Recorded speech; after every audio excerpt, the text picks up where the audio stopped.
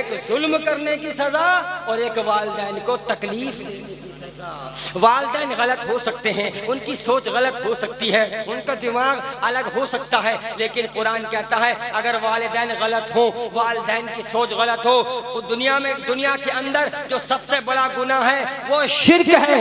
اگر قرآن کہتا ہے تمہارے والدین تمہیں شرک کی تعلیم دیں، اگر وہ شرک کی طرف تمہیں آمادہ کریں، تو قرآن کہتا ہے وَصَاحِبْهُمَا فِي الدُّنْيَا مَعْرُوفًا، ان کی غلط بات مت مانو، ان کے شرک کی تردید کرو، لیکن دنیا میں ان کے ساتھ حسن سلوک کرتے رہو۔ یہ تمہاری کائنات کے سب سے بہترین انسان ہیں، یہ تمہاری کائنات کے سب سے معزز انسان ہیں، یہی ماں باپ ہیں، یہی ماں باپ ہیں جن کے بارے میں قرآن کہتا ہے فَلَا تَقُلْ لَهُمَا أُفٍّ وَلَا تَنْهَرْهُمَا، اے مسلمانوں اپنے ماں باپ کو جھڑکو مت اور ان سے اف مت کہو۔ ہمارے نوجوان کے لیے تیسرا مسئلہ یہ ہے کہ اپنے ماں باپ سے الگ رہتے ہیں، ان سے تعلقات ختم کر لیتے ہیں، یہ مسلمان کی زندگی نہیں ہے۔ چوتھا مسئلہ، چوتھی خرابی، ایک مرتبہ درود پاک پڑھ لیجئے صلی اللہ علی النبی الامی وآلہ وصحبہ صلی اللہ تعالی وسلم صلاۃ و سلام علیک یا رسول اللہ صلی اللہ تعالی علیہ وسلم۔ چوتھی خرابی ہمارے نوجوان کے اندر آج ایمان کی اہمیت نہیں جانتے۔ ارے ایمان کی اہمیت کو سمجھنا ہے تو حضرت سمیہ سے پوچھو، ایمان کی اہمیت کو سمجھنا ہے تو حضرت بلال سے پوچھو، ایمان کی اہمیت کو سمجھنا ہے تو حضرت خبیب سے پوچھو۔ حضرت سمیہ رضی اللہ تعالی عنہا ہے، ابو جہل نے برہنہ کر دیا آپ کے بیٹے اور آپ کے شوہر حضرت عمار و یاسر کے سامنے ابو جہل نے برہنہ کر دیا، کپڑے اتار لیے۔ ابو جہل کہتا اے سمیہ ہم تجھے ٹارچر کرنا نہیں چاہتے، اے سمیہ ہم تجھے مارنا نہیں چاہتے، اے سمیہ تو یہ کر محمد کا کلمہ پڑھنا چھوڑ دے، اسلام جو لے کر کے آئی ہے اس کو چھوڑ دے، اے سمیہ ہم تجھے چھوڑ دیں گے۔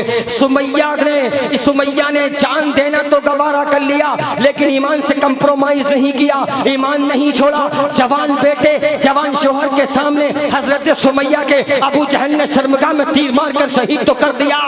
سمیہ نے اپنی جان دے دی لیکن ماں بہنوں اپنے ایمان کا سودا نہیں کیا۔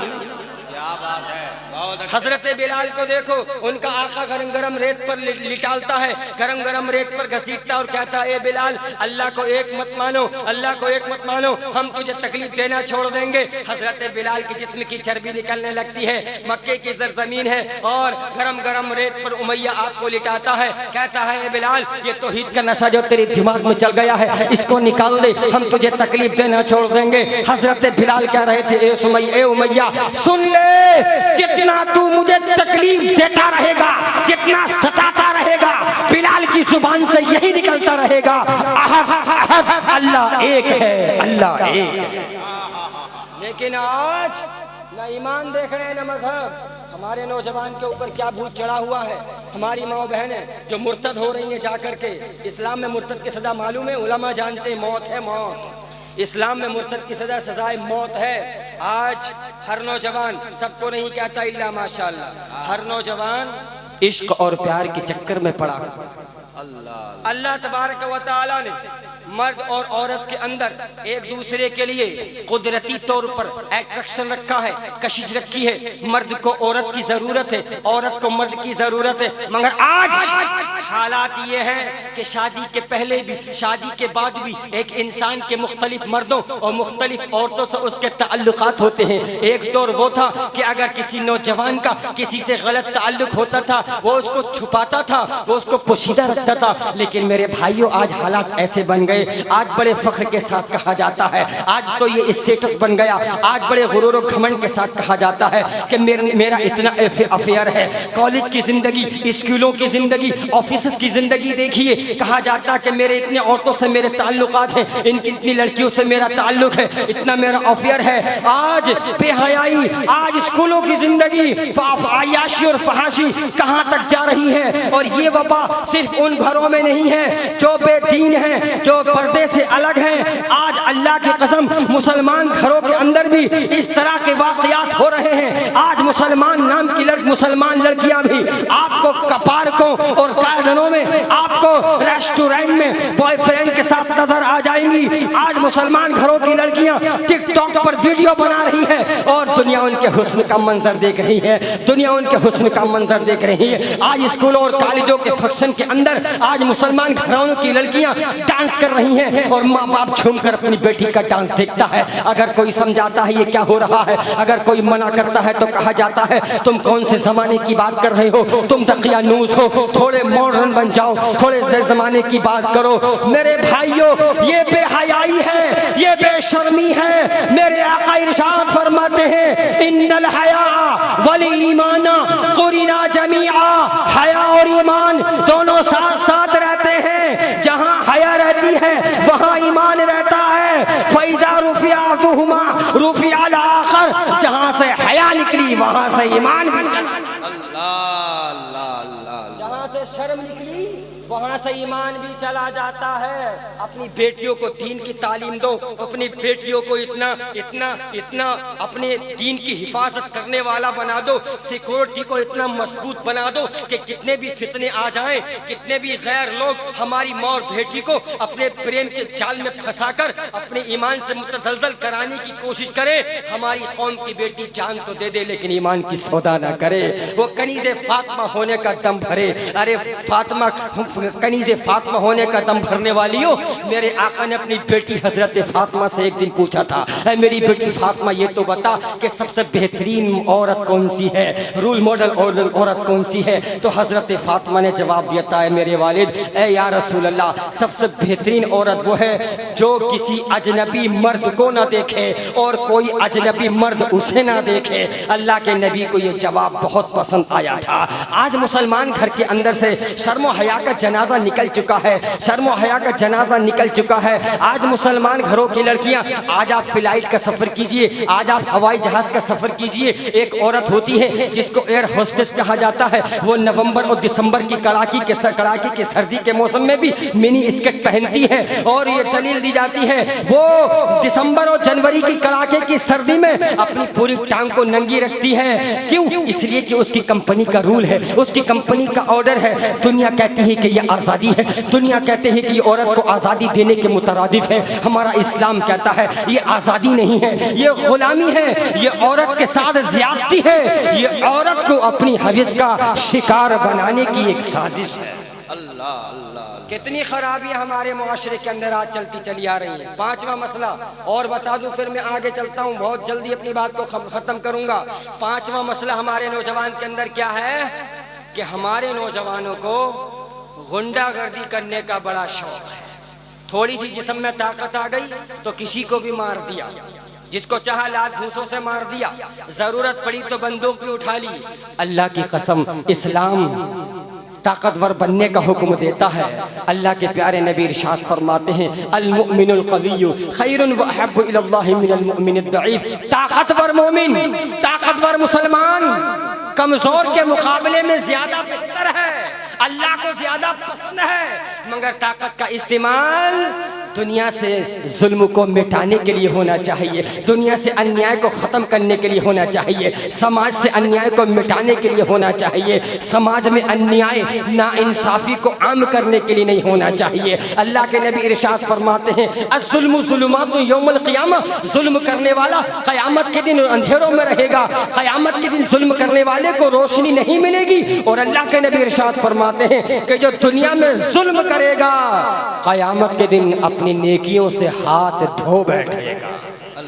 میں نے کہا تھا نہیں، دو گناہوں کی سزا دنیا میں مل جاتی ہے، ایک ظلم کرنے کی سزا اور ایک ماں باپ کو تکلیف دینے کی سزا۔ چھٹا مسئلہ ہمارے نوجوان کے اندر، چھٹا مسئلہ چاہے وہ ہمارے بہنیں ہوں یا ہمارے بھائی ہوں، وقت کی قیمت نہیں ہے، وقت کی کوئی قدر نہیں ہے، وقت کی اہمیت نہیں ہے۔ رات کو 2-2 بجے تک ہمارا نوجوان فیس بک پہ لگا ہوا ہے، یوٹیوب پہ لگا ہوا ہے۔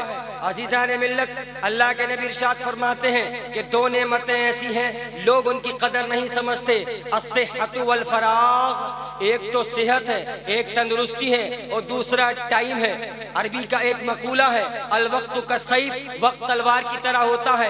اگر وقت کی آپ نے قدر نہیں کی، اگر آپ نے وقت کو نہیں کاٹا تو وقت آپ کو کاٹ کر کے رکھ دے گا۔ ہمارا نوجوان رات کو 2 بجے تک یہ موبائل کے اوپر، یہ فیس بک کے یوزر، یوٹیوب کے اوپر اپنی آنکھ کو جگانے والا، اپنے دماغ کو خراب کرنے والا، اپنے قیمتی وقت، سونے کے وقت کو رائے گا کرنے والا وقت کی اہمیت کو نہیں سمجھتا۔ اس کو جب پتہ چلے گا، جب یہ بڑھاپے میں چلا جائے گا، ارے یہ وقت ہی تو ہے کہ جس کے بارے میں اللہ کے نبی ارشاد فرماتے ہیں، اغتنم خمسن قبل خمسن، 5 چیزوں کو غنیمت جانو 5 چیزوں سے پہلے۔ نبی فرماتے ہیں شبابک قبل حرمک، اپنی جوانی کو غنیمت جانو اپنے بڑھاپے سے پہلے۔ نبی فرماتے ہیں وحیاتک قبل موتک، اپنی زندگی کو غنیمت جانو موت آنے سے پہلے۔ نبی فرماتے ہیں وصحتک قبل سقمک، اپنی صحت کو غنیمت جانو بیمار ہونے سے پہلے۔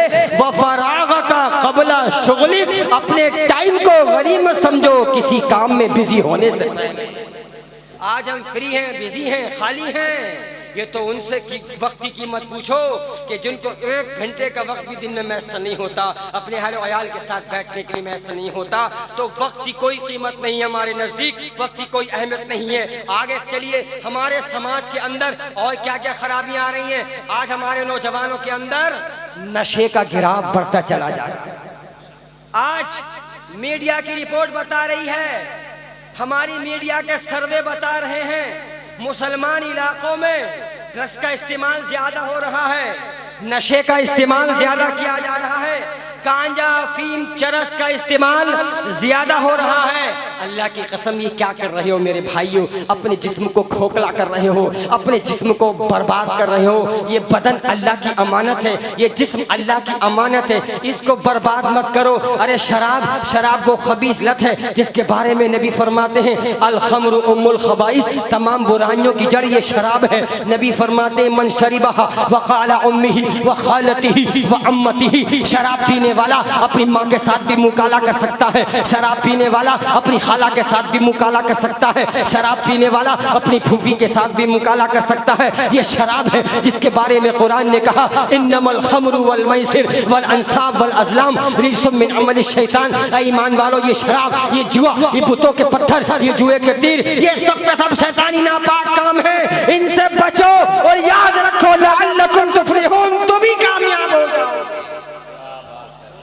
مسلمان علاقوں میں نشے کا استعمال بڑھتا چلا جا رہا ہے۔ عزیزان ملت اسلامیہ، کیا یہی پیغام ملا تھا ہمیں کربلا سے؟ یہی پیغام ملا تھا ہمیں کربلا سے؟ پیغام ملا ہے تو صبر کا پیغام ملا ہے، ہمیں کربلا سے پیغام ملا ہے تو کتنے ہی کٹھن دن کیوں نہ آ جائیں، صبر و ہمت و استقلال اور استحکام کا دامن اپنے ہاتھ سے نہ چھوڑنے کا پیغام ملا ہے۔ میرا اللہ قرآن پاک میں فرماتا ہے قل لا اسألکم علیہ اجرا الا المودۃ فی القربى۔ اللہ کے نبی نے فرمایا، اللہ ارشاد فرماتا ہے اے نبی آپ اعلان فرما دیجئے کہ اے لوگو، میں تم سے اس پر کوئی اجرت طلب نہیں کرتا، میں کوئی قیمت نہیں مانگتا، کوئی معاوضہ نہیں مانگتا۔ اللہ تبارک و تعالیٰ نے جتنے بھی رسول بھیجے، کم و بیش 1.25 لاکھ انبیاء کرام بھیجے، اسحاق دانے گیتی پر مبعوث ہوئے، سبھی نے یہ کہا کہ لوگو، اے میری قوم کے لوگو، اللہ کو ایک مانو، ہمیں اللہ کا رسول مانو۔ چنانچہ اللہ تبارک و تعالیٰ نے جب حضرت نوح علیہ السلام کو مبعوث فرمایا تو آپ نے ہی ارشاد فرمایا یا قومی لا اسألکم علیہ اجرا، یا قومی لا اسألکم علیہ مالا، اے میری قوم اللہ کو ایک مانو اور مجھے اللہ کا رسول مانو۔ حضرت نوح علیہ السلام نے قوم کے سامنے توحید خداوندی کی تعلیم پیش کی، اپنی رسالت کی تبلیغ فرمائی، احکامات الہیہ بیان فرمائے اور ساتھ میں یہی کہا میں تم سے کوئی اجرت نہیں مانگتا، کوئی قیمت نہیں مانگتا، کوئی معاوضہ طلب نہیں کرتا۔ اللہ تعالیٰ نے حضرت ہود علیہ السلام کو اسحاق دانے گیتی پر اپنے قوم کے ان کی قوم کی طرف بھیجا۔ قرآن کہتا ہے وَإِلَىٰ عَادٍ أَخَاهُمْ هُودًا قَالَ يَا قَوْمِ اعْبُدُوا اللَّهَ مَا لَكُم مِّنْ إِلَٰهٍ غَيْرُهُ، اور ہم نے حضرت ہود کو ان کے ہم قوم حضرت ہود کی قوم کی طرف ان کے ہم قوم حضرت ہود کو بھیجا۔ آپ نے بھی یہی فرمایا کہ لوگو اللہ کو ایک مانو، مجھے اللہ کا رسول مانو، اور میں اس پر تم سے کوئی اجرت طلب نہیں کرتا، کوئی قیمت نہیں مانگتا، کوئی معاوضہ طلب نہیں کرتا۔ ان اجری الا علی الذی فطرنی، مجھے اجر اور بدلہ تو میرا اللہ عطا فرمائے گا جس نے مجھے پیدا فرمایا۔ اب باری آئی آمنہ کے لال کی، باری آئی تاجدار انبیاء کی، باری آئی امام الانبیاء کی، تو پروردگار عالم نے فرمایا قل لا اسألکم علیہ اجرا الا المودۃ فی القربى، اے نبی آپ اعلان فرما دیجئے کہ لوگوں ایمان کی دولت عطا کرنے کے صلے میں، قبر کے عذاب و ثواب کے بارے میں بتانے کے بدلے میں اللہ کی توحید کا درس تمہیں دینے کے بدلے میں، جنت و دوزخ کے بتانے کے عوض اے لوگوں حشر و نشر اور دولت ایمان عطا کرنے کے صلے میں، کفر و شرک کے سمندر سے نکالنے کے صلے میں میں تم سے کوئی اجرت طلب نہیں کرتا، کوئی معاوضہ طلب نہیں کرتا، کوئی قیمت طلب نہیں کرتا، میرا تم سے کہنا ہی ہے الا المودۃ فی القربى، میرے اہل بیت سے محبت کرو، علی سے محبت کرو، فاطمہ سے محبت کرو، میرے حسن سے محبت کرو، میرے حسین سے محبت کرو۔ میرے آقا ارشاد فرماتے ہیں، حضرت علی رضی اللہ تعالی عنہ، حضرت علی رضی اللہ تعالی عنہ سے روایت فرماتے ہیں، اللہ کے نبی صلی اللہ علیہ وسلم کے ان دونوں نواسوں کے بارے میں، اپنے بیٹوں کے بارے میں فرماتے ہیں، الحسن اشبہ بالنبی صلی اللہ تعالی علیہ وسلم بالصدر الی الراس، والحسین اشبہ برسول اللہ صلی اللہ علیہ وسلم ما کان اسفل من ذلک۔ امام حسن رضی اللہ تعالی عنہ حضور صلی اللہ علیہ وسلم سے سر سے لے کے سینے تک مشابہ تھے، اور امام حسین سینے سے لے کے پیر تک سرکار دو عالم صلی اللہ علیہ وسلم کے مشابہ تھے۔ یہی وجہ تھی کہ جب صحابہ کرام یہ چاہتے تھے کہ ہم اپنے آقا کا دیدار کریں تو حسن و حسین کو کھڑا کر لیا کرتے تھے، دونوں میں عکس مصطفیٰ، تصویر مصطفیٰ نظر آتی تھی، حسن و حسین رضی اللہ تعالی عنہما کو کھڑا کر کے صحابہ کرام نظارہ مصطفیٰ کر لیا کرتے تھے۔ اسی لیے تو اعلیٰ حضرت فرماتے ہیں تیری نسل پاک میں ہے بچہ بچہ نور کا، اور تو ہے عین نور تیرا سب گھرانہ نور کا، ایک سینے تک مشابہ ایک وہاں سے پاؤں تک، ایک سینے تک مشابہ ایک وہاں سے پاؤں تک، حسن صفتین ان کے جاموں میں ہے ایمان نور کا۔ عزیزان ملت، حضرت اسامہ بن زید رضی اللہ تعالی عنہ فرماتے ہیں کہ ایک دن رات کا وقت ہے، میں نبی کی خدمت اقدس میں حاضر ہوا، میں رات کا وقت تھا، جب میں اپنے کام سے فارغ ہو گیا، رحمت عالم صلی اللہ علیہ وسلم تشریف فرما تھے، آپ کے کاندھے پہ کالی چادر پڑی تھی، کالا کمبل پڑا تھا، کملی کے اندر کوئی چیز چھپی ہوئی تھی، میں نہیں جانتا تھا ما ہوا علی شیء، وہ کملی کے اندر کیا چیز ہے۔ حضرت اسامہ کہتے ہیں جب میں اپنے کام سے فارغ ہو گیا اور میں جانے لگا، میں نے بارگاہ رسالت مرض کی یا رسول اللہ میں جا رہا ہوں، یہ تو بتا دیجئے آپ کی کملی کے اندر کیا چیز ہے۔ آپ